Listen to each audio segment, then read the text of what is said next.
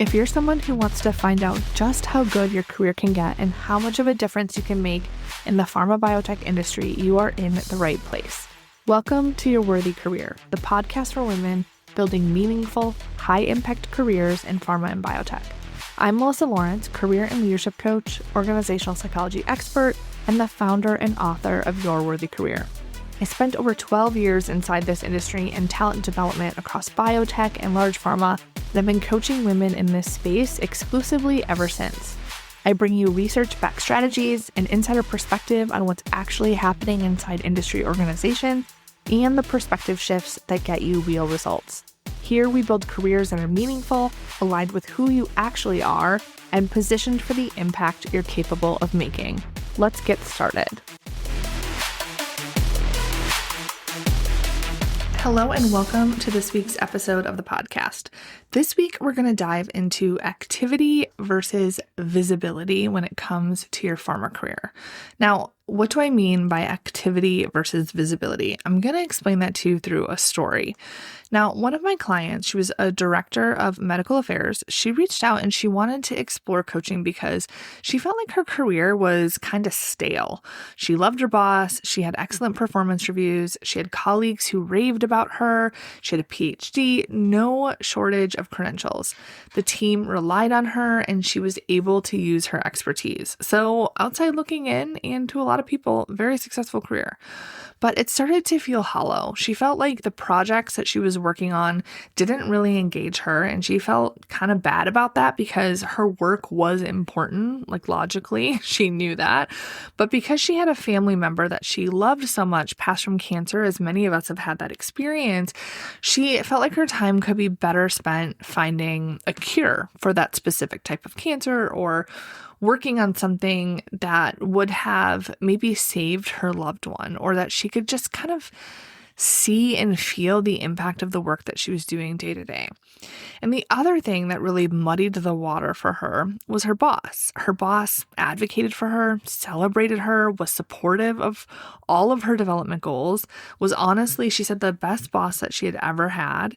And her boss at her last company, on the other hand, was a tyrant, toxic, and actually the reason that she left. So she was faced with a couple of issues. She wanted more meaningful work and was considering moving from medical affairs to translational, but she wasn't sure it was the right move. And there weren't openings anyway. And two, she was worried about the relationship with her boss. She didn't want to let her boss down. So it's this kind of confusion of not having a clear path forward. And she thought if she moved departments internally, it would be bad for the relationship with her boss. She didn't want to let her boss down. She had some allegiance to her, and then there wasn't like a clear opportunity anyway. So it just kind of felt like she was stuck and there wasn't a clear path forward and she wasn't sure what she wanted to do. And it just felt risky no matter what she did because of the relationship with her boss, because of the opportunities that were lacking internally,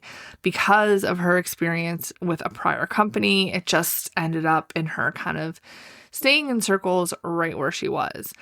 And she represents a familiar story for my clients. Like, this is not really unique. So you might even see yourself in this experience on some level, the kind of high achiever. She was recognized for her work. She did a good job, but she just wanted something more or different.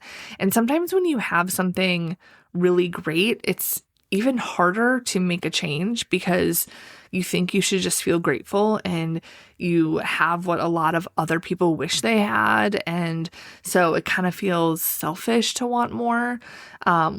And I totally understand that. I felt that way too when I've made pivots in my own career. And that's just a real thing that a lot of people don't talk about. But we talk about that all the time in my space. So she had strong relationships with varying levels of leadership. She had the supportive boss. She had the consistent high reviews. She had the impressive resume. And, because I listed out her accolades, it actually reminded me of one of the hesitations that she had on even reaching out for coaching to begin with is she thought coaching was really to fix a problem. It was to help a poor performer, because when you think about it, that's often what organizations use coaches to do. Like, they bring them in to help people be leaders because they're not the leaders they want them to be, or because they see someone as having a good opportunity for the succession plan and they need to, they're a little rough around the edges and they need to fix that, or they need to help them be a more strategic leader, or they need to help them be better with their kind of emotional intelligence and people management, or they've had some complaints in the past and they need to do some reputation management. So she had actually come to see that coaching is not something just to fix a problem. It's something that is your competitive edge to raise your standard, to see what you're really capable of, to learn tools that shift your results for the rest of your life. Just like in music, there are coaches. In sports, there are coaches.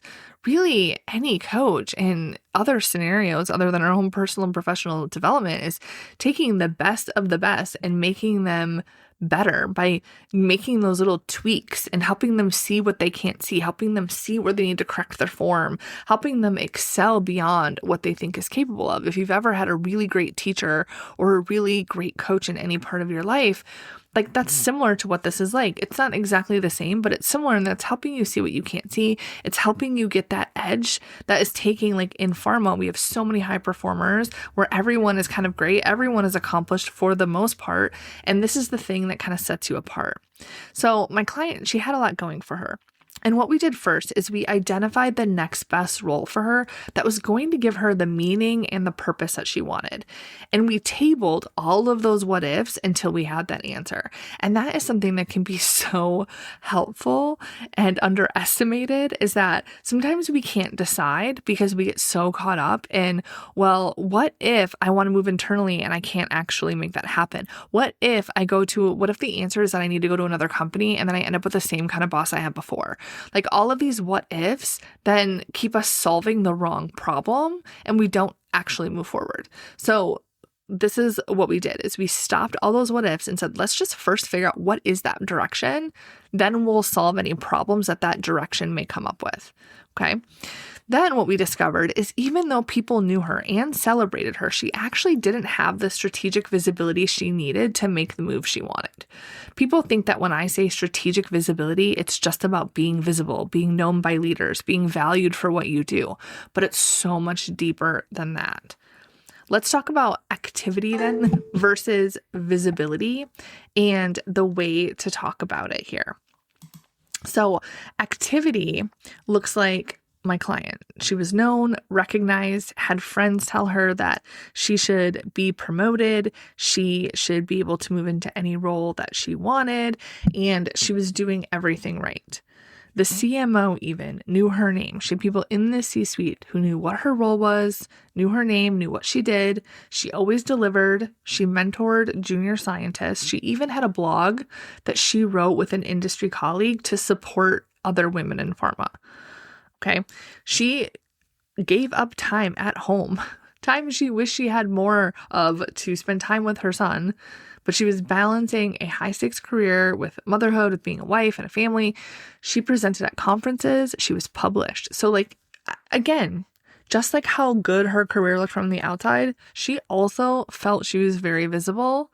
And when I list out these things, you might think, wow, like, she sounds like a rock star, and she was. And you might think, wow, she was visible. But when it came down to what she wanted, moving to translational oncology with her current company, she met with her boss. Her boss supported the move. And she met with the head of the department. And they said, when we have an opening, we'd love to consider you. And this is where most women stop. They stop at, okay, I did all of these things. I have the visibility. My boss supports me. This department head is ready to hire me. I just have to wait for that opportunity to show up, right? But then what happens is they keep delivering, keep talking to their boss, following up with the department head, looking for updates, exploring outside opportunities because they're not sure if it's actually going to work out. And all of it is just leading to, like, waiting and staying in a role that's actually feeling stale and draining you. They keep sacrificing their family time, trying to prove themselves, because when you're in that situation, you might feel like you can't let one ball drop. You can't, let them see you not performing because you feel like you're constantly just proving and giving evidence that you're ready for that next role, trying to show that you're already ready. And the more time that passes, the more doubt can creep in. Doubt that it's ever going to happen, doubt that you're even on the right track, doubting if they're lying to you. Are they really going to give you that opportunity? Is it really coming? Are they just trying to exploit your work? Like, what is actually happening? But because she had me to help, here is what we did instead. We identified who was missing, who actually was the decision maker, and how we could position her to be necessary for the role she wanted. And once we did that, she had the role created for her. It was a lateral move, director to director, but she got a $20,000 raise. And within 2 years from there, she used those same skills that she worked on in coaching to get promoted to senior director. Now, this didn't happen from her performance or just the activity of being visible, the activity of delivering. She got positioned. Strategic visibility is about positioning. So when I say positioning, what does that mean? It means you're intentionally shaping how specific people think about you before you need them to think about you at all. In pharma specifically, positioning is the gap between being known as really strong technically, being known as the person that delivers, versus being known as the person that we need when something is complex and the stakes are high. Both might be true, but only one gets you to that next level. It's what you're known for, who knows it, and how consistently that perception is seen and communicated by the right people. You can be exceptionally well positioned with your immediate team and completely invisible to the people who actually control what's next for you. It's even knowing who are the people who make those decisions for you, because some think it's just their boss or their skip level, and they're completely wrong.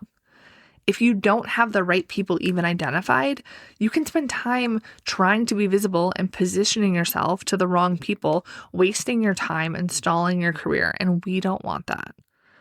So when you have the right person saying your name in a room you're not in before decisions are even made, and they're convinced that you need to be in that role that you want, not for you, but for the benefit of the company, you become valued in a whole new way. You get considered for things that never get announced. The stretch assignment that becomes a VP's direct line, the cross-functional leadership role that gets created around someone's skill set. We need you, Jan, to handle this X project conversation that actually happens on a Tuesday afternoon between senior leaders, and none of that is posted. All of those examples, they go to the person who is visible and strategically positioned, not the one who's just doing the activity. Think about it this way. The real payoff of you working on this skill and being strategically visible and positioned is that you become someone the organization has a stake in keeping. That's different from being valued. Valued employees get good performance reviews. People the organization is invested in become protected and developed and promoted because losing them would cost them something. Learning how to position yourself and how to be visible is a personalized process that is 100% learnable and a skill you can completely learn that will change the possibilities of your career. Look at my client. Imagine if she stayed stuck not knowing what role would be best, or waiting for something to open up, thinking that she was doing everything she needed to do. She was doing enough. Who knows where she would be? But I can tell you where she is now. She's coaching her son's soccer team. She's a senior director in a role she loves, on the succession plan to lead her division. You might already recognize yourself in this episode and see where you might have a gap that needs to be addressed, but I want to leave you with a question to consider, because honestly, you can read all of the books, take all the training programs on visibility or positioning or brand or leadership skills. But if it's not personalized to you in your brain and the way that you think, if you don't get your blind spots identified, it's not going to be effective. It's probably things that you've already tried. You've probably read the articles and done the things, and it's not working. So think about the last time a senior leader, someone 2 or more levels above you, reached out to specifically ask for your perspective or something strategic. They did this on their own, not because you're on a project team or you're the project lead or because the boss looped you in. If you can't name a specific instance, or if you have to go back more than 6 months to find one, this is probably a gap for you. And I hope that one thing that you take away is that you can't fill that gap with more activity. You fill it with skill and strategy. If you want to dig deeper into this topic, diagnose what gaps you might have, fill them with personalized career and leadership development, then head to my website, yourworthycareer.com. I typically do this work with my clients inside the Right Move protocol. Now, until next time, remember that whatever goal you have, you can reach it. You can be the exception to everyone and everything around you. I see it all the time. Have a wonderful rest of your week.